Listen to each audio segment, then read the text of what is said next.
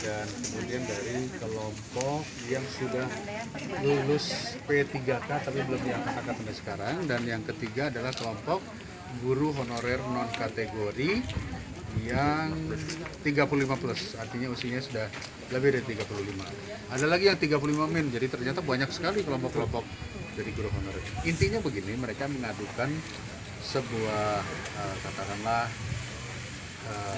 curhatan hati bahwa selama ini pemerintah menjanjikan untuk mengangkat guru-guru honorer, dan itu sudah dijanjikan sejak 2018 sampai 2016 ya Pak, 2016 ya. Nah, tetapi pada realitanya hampir selama 5 tahun ini tidak ada pengangkatan CPNS apapun, ya. Dan padahal kita tahu ketika Pak SBY dulu memimpin itu 1 juta honorer itu diangkat menjadi CPNS. Nah, masalah honorer ini sudah pernah kami angkat juga di DPR. Kita meminta pemerintah untuk menjelaskan kenapa masalahnya, lalu kemudian bagaimana kebutuhannya, kebutuhan akan guru, dan bagaimana juga proses seleksi rekrutmen daripada CPNS tersebut. Ternyata kita mendapat antara kebutuhan demand buat guru dengan supply guru itu sebenarnya hampir sama. Jadi begini, supply guru honorer saat ini kurang lebih 1 juta orang. Kebutuhan guru 2020 sampai 2021 adalah 950.000 orang guru. Tetapi memang penyebarannya harus disebar. Saat ini semua banyak menumpuk di Pulau Jawa. Nah, dari sisi itu kita bisa melihat dengan pertambahan masuknya usia pensiun tiap tahun, kan selalu ada yang pensiun. Rata-rata pensiun itu sekitar tiap tahun hampir 20.000 orang yang pensiun. Ini mestinya kan kelompok yang sudah ngantri ini bisa masuk.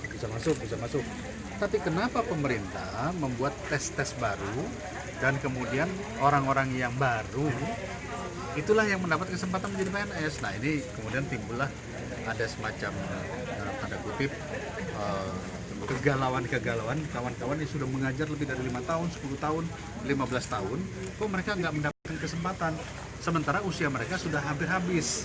Masa bakti sesuai dengan Undang-Undang ASN adalah 35 tahun. Jadi tentu kami di Komisi 10 menyerap aspirasi ini, dan ini pun sudah kita mintakan. Saya memimpin rapat sendiri pada saat itu, juga kami sudah mintakan pada pemerintah, tolong yang didahulukan adalah yang memiliki masa bakti. Yang memiliki masa bakti lebih dari 5 tahun, 10 tahun. Ya, lalu kemudian disetujui oleh pemerintah bahwa akan diberikan tetap melalui tes, ya. Walaupun kami minta supaya nggak usah pakai tes dulu lah gitu ya. Tetapi tes ini akan diberikan kesempatan 3 kali tes.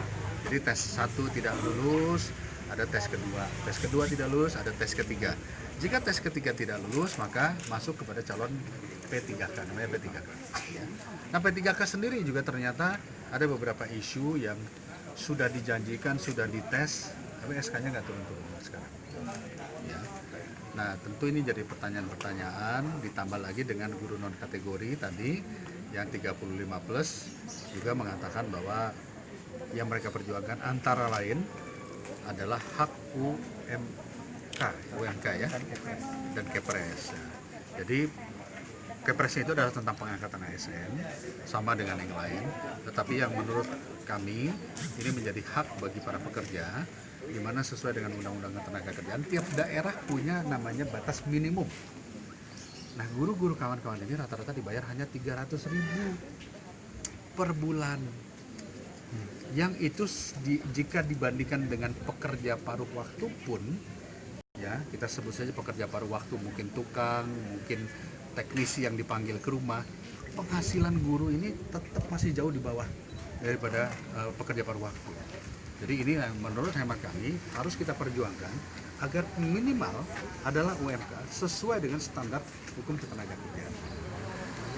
Untuk P3K sendiri ini kan dengan gaji mereka, standar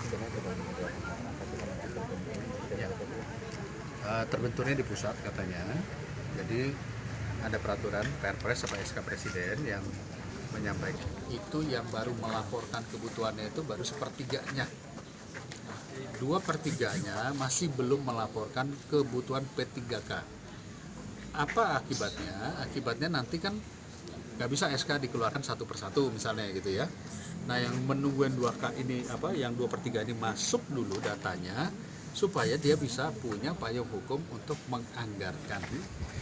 Nah memang masalah terbesar adalah kawan-kawan daerah dengan BAKN, dengan Menpan, Kemenpan, mereka mengatakan mungkin 1 minggu 2 minggu ini sudah selesai karena tinggal bertemu presiden. Jadi kita harapkan ya dalam 1-2 minggu ini sudah berjalan 1 minggu ya, mungkin masih 1 minggu ke depan Kepres itu bisa keluar untuk P3K agar P3K yang sudah dites, sudah lolos bisa mendapatkan yang Ini rata-rata guru sudah terpapar ke tes ini, Pak.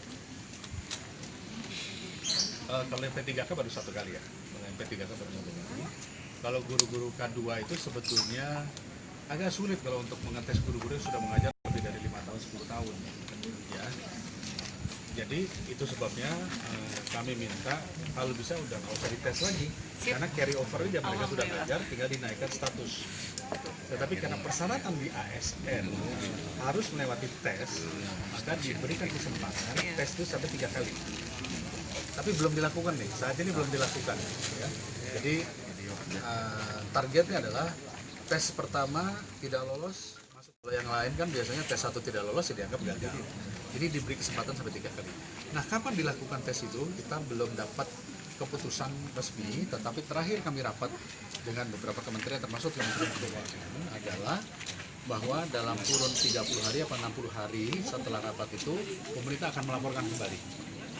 Kenapa Kementerian Keuangan juga kami minta Dirjen Anggaran? Karena yang memplotting anggaran untuk nanti membayar guru-guru, tunjangan guru, honorer dan sebagainya adalah dari Kementerian Keuangan. Kementerian Keuangan menggelontorkan dana ke daerah itu hampir 300 triliun lebih untuk DAU, DAK fisik dan DAK non fisik. Artinya kalau saja Kementerian Keuangan atau Dirjen Anggaran dalam tanda kutip sepakat dengan Komisi 10, maka daerah yang tidak mau memberikan tunjangan ditahan DAU-nya, DAU pendidikannya, sampai dia harus menyelesaikan penganggaran buat guru-guru honorer. Kalau bisa mau nggak rata-rata golongan berapa ini, Pak? Nggak paham saya mas. Saya nggak paham itu. Golongan berapa ya? Golongan 3. Kan dulu kan sebenarnya recovery daerah mana